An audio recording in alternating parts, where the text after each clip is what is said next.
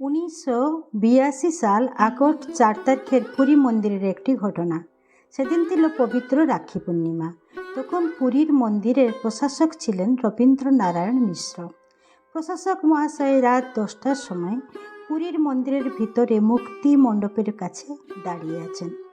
সেখানে একজন ব্যক্তি এসে তার হাতে একটি চিঠি দিল। সে ব্যক্তিকে প্রশাসক মহাশয় জিজ্ঞাসা করেন যে তাকে সে চিঠিটা কে দিল। সে ব্যক্তি অন্য একজনের নাম বলল ওই লোক আমাকে দিল। আবার সেই লোককে যখন জিজ্ঞাসা করা হলো, সেই লোক আরেকজনের নাম বলল।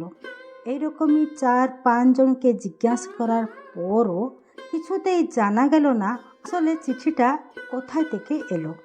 প্রশাসক মহাশয় চিঠিটি কে দিয়েছে এই কারণে জিজ্ঞাসা করছিলেন।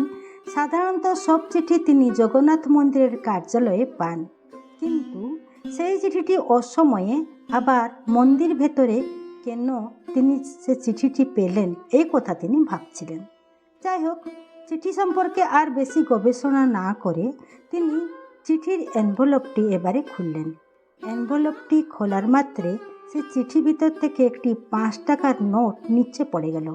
প্রশাসক মহাশয় নোটটিকে কুড়িয়ে নিলেন। প্রশাসক মহাশয় চিঠিটি খুলে অনুভব করলেন একটি ছোট্ট বাচ্চার হাতের লেখা চিঠি। চিঠিটি একদম ছোট এবং মনে হচ্ছিল চিঠি লেখার সময় চোখ থেকে জল পড়ে চিঠিটির কিছু কিছু অংশ অস্পষ্ট হয়ে উঠেছে। এবার চিঠিটিকে পড়লেন প্রশাসক মহাশয়। চিঠিটিতে লেখা ছিল, মিশ্র মহোদয়, আমার প্রণাম গ্রহণ করবেন। আমি অত্যাশা পটনায়ক। আমার বাড়ি কটক জেলার কিশোরনগর রামচন্দ্রপুর। আমার বাবার নাম সুরেন্দ্রনাথ পটনায়ক। আমরা 5 বোন। আমার কেউ ভাই নেই। আমি প্রভু জগন্নাথকে আমার ভাই বলে স্বীকার করেছি। আপনার কথা আমি সমাজ খবর কাগজের থেকে পড়েছি। আপনাকে চিঠি লেখার জন্য আমার ইচ্ছা হলো। আমি 5 টাকা পাঠিয়েছি। সেই টাকায় রাখি কিনে আপনি আমার ভাইয়ের হাতে বেঁধে দেবেন। এটি অত্যাশা। চিঠিটি পড়ে মিশ্র মহোদয় অভিভূত হলেন। একটি ছোট মেয়ে প্রভু জগন্নাথকে ভাই বলে স্বীকার করেছে। প্রভু জগন্নাথ হলেন ভক্তবাঞ্ছা কল্পতরু, কারো ইচ্ছা অপূর্ণ রাখেন না। প্রভু জগন্নাথের হাতে রাখি বাঁধবে বলে 5 টাকা পাঠিয়েছে। মেয়েটির ইচ্ছা অনুযায়ী মিশ্র মহাশয় প্রভু জগন্নাথ এবং প্রভু বলভদ্রের জন্য 2 টাকা দিয়ে 2টি রাখি কিনলেন। আর 1 টাকা দিয়ে অত্যাশা পটনায়কের নামে একটি প্রদীপ গরুড় স্তম্ভের পিছনে জ্বালিয়ে দিলেন। পরের দিনই মিশ্র মহোদয় সেই ঠিকানায় প্রভু জগন্নাথের প্রসাদী চন্দন এবং তুলসী একটি এনভেলপ চিঠির মাধ্যমে পাঠিয়ে দিলেন। যেদিন ছোট মেয়ে অত্যাশা মিশ্র মহোদয় থেকে চিঠিটি পেল এবং চিঠিটি খুলে দেখল প্রভু জগন্নাথের প্রসাদী তুলসী এবং চন্দন, সে আনন্দে সারাটি গ্রামে প্রসাদী চন্দন এবং তুলসী নিয়ে দেখাতে লাগলো যে আমার ভাই আমার রাখি স্বীকার করেছেন, তাই আমার জন্য প্রসাদী তুলসী এবং চন্দন পাঠিয়েছেন। মিশ্র মহোদয়ের কাছে অত্যাশার চিঠিটি পৌঁছানো নিয়ে 4টি আশ্চর্য ঘটনা ঘটেছিল। প্রথম আশ্চর্য ঘটনা হলো, চিঠিটি রাত 10টার সময় পুরী মন্দিরের প্রশাসক রবীন্দ্রনারায়ণ মিশ্রের হাতে পড়েছিল।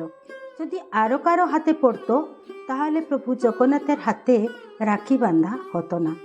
যেহেতু শ্রী মিশ্র পুরী জগন্নাথ মন্দিরের প্রশাসক, তার সেই কাজটি করার ক্ষমতা ছিল। দ্বিতীয় আশ্চর্য ঘটনা হলো, চিঠিটি মন্দিরের ভিতরে পাওয়া হয়েছিল। চিঠিটি যদি তার কার্যালয়ে চলে যেত তাহলে হয়তো তিনি সে চিঠিটি রাখি পূর্ণিমার পরে দেখতেন। যখন তিনি চিঠিটি দেখতেন তখন হয়তো প্রভু জগন্নাথের হাতে আর রাখি বাঁধা হতো না। তৃতীয় ঘটনাটি হলো, রাত 10টার সময় চিঠিটি পাওয়া হয়েছিল, আর যদি একটু দেরি হতো প্রভুকে শয়ন দেওয়া হতো, পূর্ণিমার তিথি অতিক্রম করে যেত আর রাখি বাঁধা হতো না। চতুর্থ আশ্চর্য ঘটনাটি হলো, চিঠিটি মাত্র 2 দিন আগে পোস্ট করা হয়েছিল। এ ছিল 1982 সালের ঘটনা। তখনকার সময় আবার পোস্ট অফিসে রাখি পূর্ণিমার মতো ভিড়ের সময়। 2 দিনের মধ্যে কখনো পুরীতে চিঠি পৌঁছানো সম্ভব ছিল না। যে প্রভুর হাতে সৃষ্টি স্থিতি প্রলয়ের তাণ্ডব চলছে, তার জন্য এই উপরে বর্ণিত 4টি অসম্ভবকে সম্ভব করা কোনো আশ্চর্য নয়। সরল সহজ 8 বছরের মেয়ে অত্যাশা কালিয়া বলিয়া এই 2 ভাইকে তার 2 বড় ভাই রূপে স্বীকার করে নিয়েছে। ভগবান তো ভক্তের হৃদয় দেখেন, আর পরিষ্কার পরিচ্ছন্ন হৃদয়ে থাকতে ভীষণ ভালোবাসেন। তাই অত্যাশা পটনায়ককে তিনিও নিজের ছোট্ট বোন হিসাবে গ্রহণ করেছেন।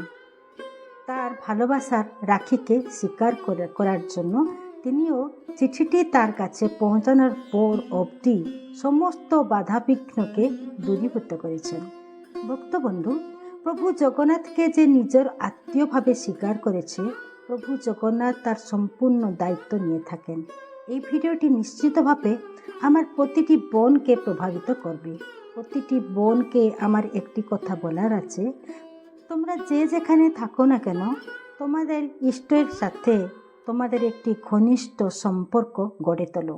এই ইষ্ট তোমার রাম হোক, কৃষ্ণ হোক, রামকৃষ্ণ হোক, প্রভু জগন্নাথ হোক, শিব ঠাকুর হোক বা শক্তি স্বরূপিণী মাই হোক না কেন, তাকেই তোমার নিজের করে নাও আর তোমার সমস্ত দায়িত্ব তার হাতে সমর্পণ করে রাখো।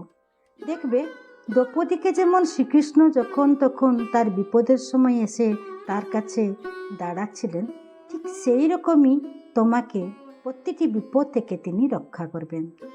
আরেক দিনের ঘটনা, অত্যাশা পটনায়ক পুরীর মন্দিরের প্রশাসক মিশ্র মহোদয়কে আরেকটি চিঠি লিখে আমলকি নবমীর কিছুদিন আগে জানিয়েছে যে ও পুরী তার স্কুলের বন্ধু এবং টিচারদের সাথে পিকনিক করতে আসবে। তখন যেন তিনি তার বড় ভাইকে একটু দেখিয়ে দেন। দুর্ভাগ্যবশত সেদিন পুরীর মন্দিরের একটি মকদ্দমা হাইকোর্টে থাকার কারণে মিশ্র মহোদয় কটক গেছেন। অত্যাশা পটনায়ক পুরীর মন্দিরে এসে মিশ্র মহোদয়কে পায়নি। এদিকে প্রভু জগন্নাথের শয়ন দেওয়া হয়েছে, গর্ভমন্দির বন্ধ আছে। ভক্তবন্ধুদের আমি জানিয়ে রাখছি, বছরের 2 মাস কার্তিক ও ধনু মাসে প্রভু জগন্নাথকে দিনের বেলা শয়ন দেওয়া হয়। তার কারণ এই 2 মাস প্রভু জগন্নাথ রাত 2টোর সময় ওঠেন, তাই দিনের বেলায় একটু শয়ন দেওয়া হয়। এই পরিস্থিতিতে ছোট মেয়ে অত্যাশা লক্ষ্মী মন্দিরে বসে কাঁদছে। ঠিক এই সময় একটি কালো হয়ে লোক এসে তাকে জিজ্ঞাসা করলো, কিরে তুই কাঁদছিস কিসের জন্য? অত্যাশা বলল, দাদাকে দেখতে পাচ্ছি না, মন্দির বন্ধ আছে। সেই লোকটি তার হাত ধরে বলল, চল আমি তোকে দেখিয়ে দেব। আর ঠিক সেই সময় অত্যাশা অজ্ঞান হয়ে যায়। সেই অজ্ঞান অবস্থায় সে দেখতে পেল প্রভু জগন্নাথের গর্ভমন্দিরের যে রূপোর দরজা বন্ধ থাকা সত্ত্বেও সেই লোক তাকে গর্ভমন্দিরের ভিতরে নিয়ে গেল এবং বলল, এই দেখ তোর 2 দাদাকে দেখ। অত্যাশা তার 2 দাদাকে বেশ ভালোভাবে দেখল, আর এই দেখার সময় তার চোখ থেকে জল বয়ে যাচ্ছিল। আবার সেই লোকটি তার হাত ধরে লক্ষ্মী মন্দিরে এনে ছেড়ে দিয়ে গেল। আর ঠিক সেই সময় সেই মেয়ের জ্ঞান ফিরেছে। ছোট মেয়ে অত্যাশা যখন বাড়ি ফিরেছে, তার মা তাকে জিজ্ঞাসা করেছেন, তুই তো বাড়ি থেকে মাথায় লাল রঙের ফিতে বেঁধে গিয়েছিলি, আর তোর মাথায় এই নীল রঙের ফিতে কে বেঁধে দিল? মেয়েটি বলল, দাদা বললেন এই লাল রঙের ফিতেটা নোংরা হয়ে গেছে, এই নে নীল রঙের ফিতেটা আমি তোর মাথায় বেঁধে দিচ্ছি। ভক্তবন্ধু, শিশুর মতো সহজ এবং সরল না হলে ভগবান লাভ কখনো সম্ভব না। যদি এই ভিডিওটি আপনাদের ভালো লেগে থাকে এবং সত্য ঘটনার উপর আধারিত এইরকমই ভিডিও দেখার জন্য আমাদের এই চ্যানেলটি সাবস্ক্রাইব করার জন্য অনুরোধ রইল। জয় জগন্নাথ, সবাই ভালো থাকবেন।